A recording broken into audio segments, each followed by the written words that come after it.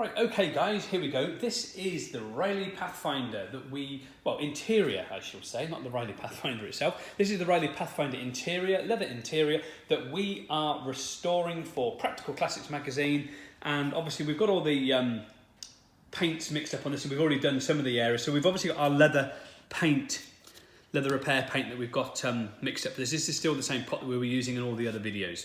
So the process that we're doing today, we've got a heavy filler and we've got a flexi filler, and we're going to see which one we need. This is the back of the seat.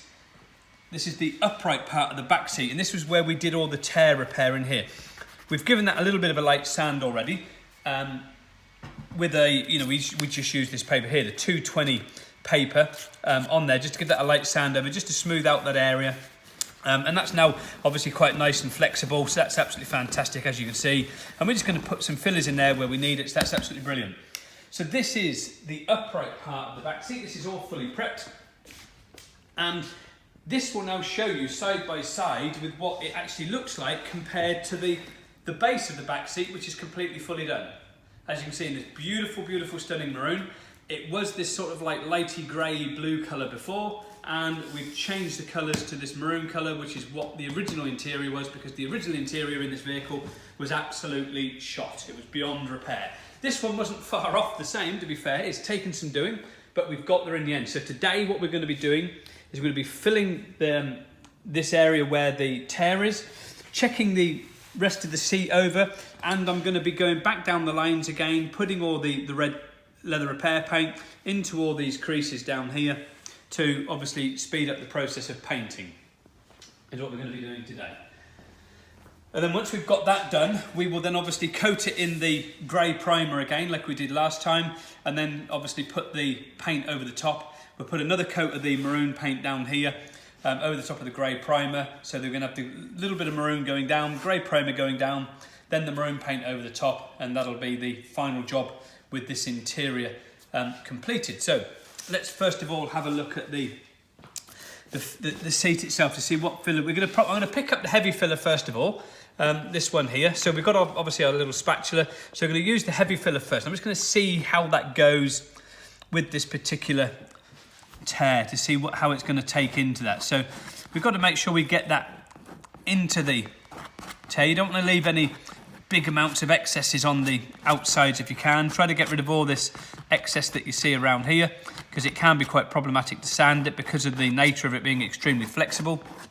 And we're just going to try to get that into them. I think we're going to actually stick with this for the time being, and then when we have sanded that down, once it's all dry, which is going to be the next video, we might just put a little bit of flexi filler in there. It may need it, it may not, but we just got to make sure we get that filler in there, get the excess off on the outside, and then we can, you're still going to be left with a scar line here. No matter what people tell you on videos, you can never ever make anything invisible when it comes to leather. If you can imagine cutting yourself or having plastic surgery, basically your skin will know that you've had plastic surgery, and you'll be able to tell. And the same if you cut yourself, you're going to be left with a scar. So you're going to be left with a scar here. That's exactly what you're going to get.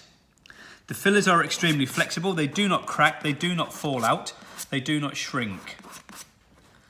So they're just completely flexible. So we're just going to go over and get them into these cracking areas that we've got on the seat, just to get the heavy filler into them to see where we actually need it.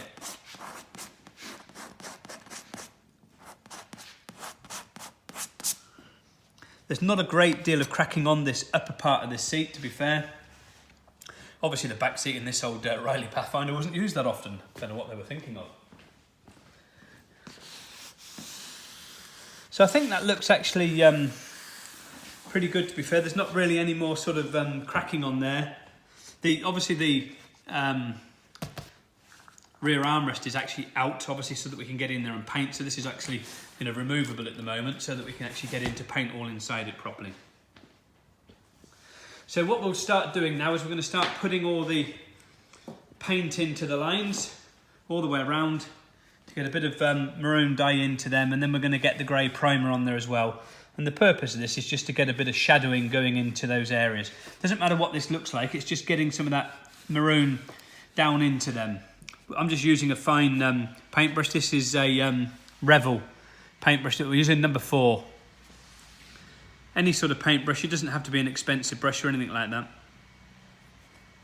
So just carry on painting those all the way around.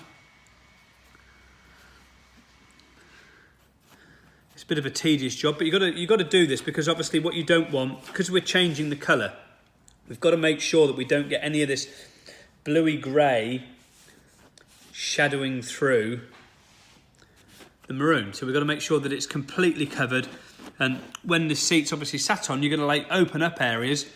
You've got to make sure that you don't get those opened areas showing through this old colour. So we've got to try to get this maroon down into all these little nooks and crannies on this seat to get it covered. So it's just a matter of being very, very, it's like with anything, you know, whatever you're doing, is the preparation stages is the very, very most important key part to any job that you're doing. Doesn't matter what you're doing in life, it's the preparation stage that particularly matters, because that's going to be your final outcome as to how well you have prepared as to what the outcome's going to be. And that could be starting up a business even. So it depends on your preparation for that business as to how well you're going to succeed. You want to prepare to win, you don't want to prepare to fail. So it's just a matter of going round. So we're going to come back here, and then these ones here we're going to go through. I'm going to move that just down slightly. We're not going to do the whole seat. We're going to do a fair bit of this pleating area just to show you what it's like. So if some of this isn't getting quite taken, don't worry about that, because we've got to go over it a second time anyway, once we've gone over it with the grey sort of primer undercoat. And it's just sort of kills your back because you're leant over doing this at the moment. So I'm trying not to get in the way of the camera. So we're sort of doubled up.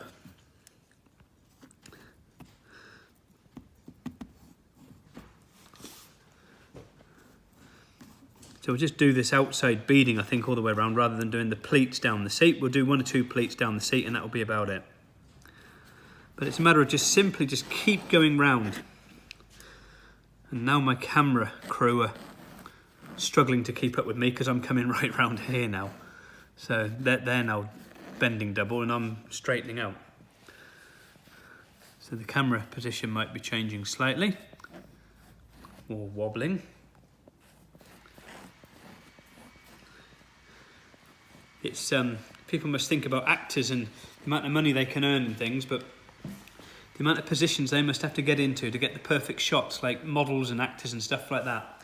It's we were talking to a photographer person that we know recently, and he was saying you're going to be in the most awkwardest positions to do some photography work, and you'll probably end up with backache for the rest of the week after doing the photography work.